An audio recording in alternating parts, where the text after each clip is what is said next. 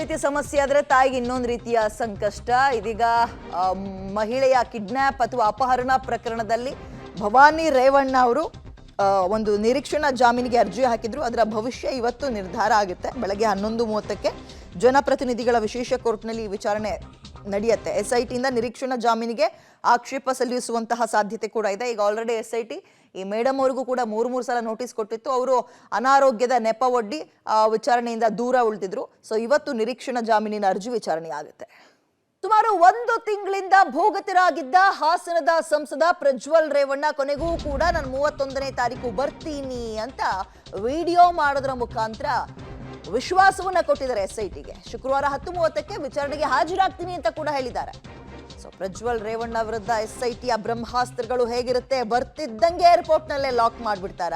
ಯಾವ ದೇಶದಿಂದ ಹೊರಟರು SITಗೆ ಮಾಹಿತಿ ಸಿಗುತ್ತೆ. ಬಿಕಾಸ್ ಈಗ ಆಲ್ರೆಡಿ ಲುಕ್ಔಟ್ ನೋಟಿಸ್ ಮಾತ್ರ ಅಲ್ಲ, ಇದೀಗ ಬ್ಲೂ ಕಾರ್ನರ್ ನೋಟಿಸ್ ಅನ್ನ ಕೂಡ ಅವ್ರು ಎಲ್ಲಿದ್ದಾರೆ ಅದ್ರ ಬಗ್ಗೆ ಮಾಹಿತಿನ ಪಡೆದುಕೊಳ್ಳುವಂತಹ ನೋಟಿಸ್ ಅನ್ನ ಕೂಡ ಕೊಟ್ಟಿದ್ದಾರೆ. ಸೊ ಎಲ್ಲೇ ಟಿಕೆಟ್ ಬುಕ್ ಮಾಡಿದ್ರು ಕೂಡ ಮಾಹಿತಿ ಫ್ರಾಕ್ಷನ್ ಆಫ್ ಸೆಕೆಂಡ್ ಅಲ್ಲಿ SITಗೆ ಗೊತ್ತಾಗುತ್ತೆ. ಯಾವ ಏರ್ಪೋರ್ಟ್ ನಲ್ಲಿ ಇಳಿದ್ರು ಕೂಡ ಅರೆಸ್ಟ್ಗೆ SIT ಸಿದ್ಧತೆಯನ್ನ ಮಾಡ್ಕೊಂಡಿದೆ. ಮತ್ತೆ ಇನ್ನೊಂದು ಪ್ರಶ್ನೆ ಅಂದ್ರೆ, ಈಗ ಅವ್ರ ಬರುವಿಕೆಗಾಗಿ ನಿಜಕ್ಕೂ SIT ಕಾಯ್ತಾ ಇದೆಯಾ? ಒಂದು ಪ್ರಶ್ನೆ. ಯಾಕಂದ್ರೆ ಇವ್ರು 31ನೇ ತಾರೀಕು ಬರ್ತೀನಿ ಅಂದ ತಕ್ಷಣ ಓಕೆ ಬರ್ತಾರೆ ಬಿಡಪ್ಪ 31ನೇ ತಾರೀಕು ಅಂತ ಅಲ್ಲಿ ತನಕ ಬ್ಲೈಂಡ್ ಆಗಿ ಕಾದು ಕೂತ್ಕೊಳ್ಳುತ್ತಾ SIT, ಅಥವಾ ಅದಕ್ಕೂ ಮುಂಚೆಯೇ ಬೇರೆ ಏನಾದ್ರೂ ತಯಾರಿಗಳನ್ನ ಮಾಡಿ ಅವ್ರನ್ನ ವಶಕ್ಕೆ ಪಡೆದುಕೊಳ್ಳುವಂತಹ ಸಾಧ್ಯತೆಗಳಿದೆಯಾ? ಅಧಿಕಾರಿಗಳು ಹೇಳೋ ಪ್ರಕಾರ ಅವ್ರಿಗೆ ಬರ್ತಾ ಇರುವಂತದ್ದು ಅನಿವಾರ್ಯವಾಗಿ, ಅದಾದ್ಮೇಲೆ ಅವ್ರಿಗೆ ಡೇಟ್ ಇರಲಿಲ್ಲ, ಬರ್ಲೇಬೇಕಿತ್ತು, ಬಂದ್ರೆ ಇಷ್ಟೊಳಗೆ ಬರ್ಬೇಕಿತ್ತು, ಅದಕ್ಕೋಸ್ಕರ ಒಂದು ವಿಡಿಯೋ ಮಾಡಿದ್ದಾರೆ ಅಂತ ಅಧಿಕಾರಿಗಳು ಮಾತಾಡಿದ್ದಾರೆ ಅನ್ನೋ ಮಾಹಿತಿ ಮೂಲಗಳಿಂದ ಸಿಗ್ತಾ ಇದೆ. ಹೆಚ್ಚಿನ ಡೀಟೇಲ್ಸ್ ನಮ್ಮ ಪ್ರತಿನಿಧಿ ಮುರಳಿ ನೀಡ್ತಾರೆ. ಮುರಳಿ, ಈಗ ಪ್ರಜ್ವಲ್ ರೇವಣ್ಣ ಅವರೇ ಖುದ್ದಾಗಿ ಒಂದು ವಿಡಿಯೋ ಮಾಡಿ ನಾನು 31ನೇ ತಾರೀಕು ಬರ್ತೀನಿ, ವಿಚಾರಣೆಗೆ ಹಾಜರಾಗ್ತೀನಿ ಅಂತ ಹೇಳಿದ್ದಾರೆ. ಸೊ ಈಗ SIT ನಮ್ಮೆಲ್ಲ ಕೆಲಸ ಮುಗಿತಲ್ಲ, ಅವರೇ ಬರ್ತಾರಲ್ಲ ಬಿಡು ಅಂತ ಬ್ಲೈಂಡ್ ಆಗಿ ಕುತ್ಕೊಂಡು ಕಾಯುತ್ತಾ, ಅಥವಾ ಬೇರೆ ಏನಾದ್ರೂ ಪ್ರಕ್ರಿಯೆಗಳನ್ನ ಶುರು ಮಾಡ್ಬೋದಾ? ಏನಾಗ್ಬೋದು ಈ ವಿಚಾರದಲ್ಲಿ ಮುರಳಿ?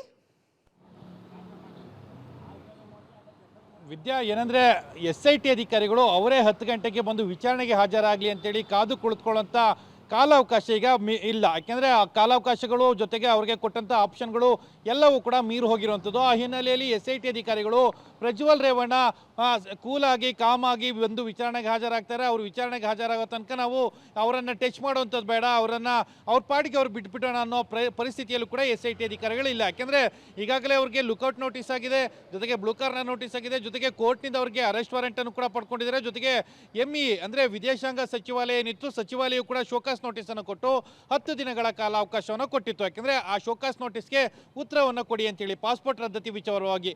ಆ ಹಿನ್ನೆಲೆಯಲ್ಲಿ ನಿನ್ನೆ ಪ್ರಜ್ವಲ್ ರೇವಣ್ಣ ಒಂದು ಕ್ಲಾರಿಫಿಕೇಶನ್ ಅನ್ನು ಕೊಡಲಿಕ್ಕೆ ಮುಂದಾಗಿರುವಂಥದ್ದು. ಯಾಕೆಂದರೆ ಆ ರೀತಿ ಏನಾದರೂ ಈಗಾಗಲೇ ME ಶೋಕಾಸ್ ನೋಟಿಸನ್ನು ಕೊಟ್ಟಿದೆ, ನಾನು ಇದುವರೆಗೂ ಯಾವುದೇ ರೀತಿಯ ಕ್ಲಾರಿಫಿಕೇಶನ್ ಅನ್ನು ಕೊಡಲಿಲ್ಲ ಅಂದರೆ ತಕ್ಷಣವೇ ಅವರು ನನ್ನ ಪಾಸ್ಪೋರ್ಟನ್ನು ರದ್ದು ಮಾಡ್ತಾರೆ, ಜೊತೆಗೆ ವಿಚಾರಣೆಗೂ ಕೂಡ ಹಾಜರಾಗ್ಬೋದು ಅಂತೇಳಿ ಅಂದ್ಕೊಂಡು ನಿನ್ನೆ ಅಷ್ಟೇ ಒಂದು ವಿಡಿಯೋವನ್ನು ಮಾಡಿ ಅದೇ ಉತ್ತರವನ್ನು MEಗೂ ಕೂಡ ಕಳಿಸ್ಕೊಟ್ಟಿರುವಂಥದ್ದು. ಅಂದರೆ ಶೋಕಾಸ್ ನೋಟಿಸ್ಗೆ ಉತ್ತರ ಈಗಾಗಲೇ ಪ್ರಜ್ವಲ್ ರೇವಣ್ಣ ಕೊಟ್ಟಿದ್ದಾರೆ ಅನ್ನೋದ್ರ ಬಗ್ಗೆ ಕೂಡ ಮಾಹಿತಿಗಳು ಸಿಗ್ತಾ ಇದ್ದಾವೆ. ಇದೇ ಮಾಹಿತಿಯನ್ನು ಕೊಡ್ತಾ ಇದ್ದಾರೆ. ಅಂದರೆ ಮೇ 31ಕ್ಕೆ ನಾನು ಭಾರತಕ್ಕೆ ವಾಪಸ್ ಆಗ್ತಾ ಇದ್ದೀನಿ, ನೀವು ನನ್ನ ಪಾಸ್ಪೋರ್ಟನ್ನು ರದ್ದನ್ನು ಮಾಡಬೇಡಿ ಅಂತೇಳಿ ಒಂದು ಉತ್ತರವನ್ನು ಕೂಡ ಕೊಟ್ಟಿದ್ದಾರೆ. ಇದಿಷ್ಟು ಪಾಸ್ಪೋರ್ಟ್ನ ವಿಚಾರ. ಆದರೆ SIT ಅಧಿಕಾರಿಗಳು ಅವ್ರು ಬರೋ ತನಕ ಕಾದು ಕುಳಿತುಕೊಳ್ಳುವಂಥ ಪ್ರಯತ್ನಗಳನ್ನು ಮಾಡಲ್ಲ. ಅವರು ಗುರುವಾರ ರಾತ್ರಿ 12:30ಕ್ಕೆ ಲ್ಯಾಂಡ್ ಆಗ್ತಾರೆ ಅನ್ನೋದ್ರ ಬಗ್ಗೆ ಒಂದಷ್ಟು ಮಾಹಿತಿಗಳು ಸಿಗ್ತಾ ಇದೆ. ಯಾಕೆಂದರೆ ಇಲ್ಲಿವರೆಗೂ ಕೂಡ ಮ್ಯೂನಿಕ್ಗೆ ಹೋಗಿದ್ರು, ಜರ್ಮನಿಯ ಮ್ಯೂನಿಕ್ಗೆ ಹೋಗಿದ್ರು, ಮ್ಯೂನಿಕ್ಕಿಂದನೇ ವಾಪಸ್ಸು ಏನು ಟೇಕ್ ಆಫ್ ಆಗ್ತಾರೆ, ಇಲ್ಲಿಗೆ ವಾಪಸ್ ಬೆಂಗಳೂರಿಗೆ ಬರ್ತಾರೆ.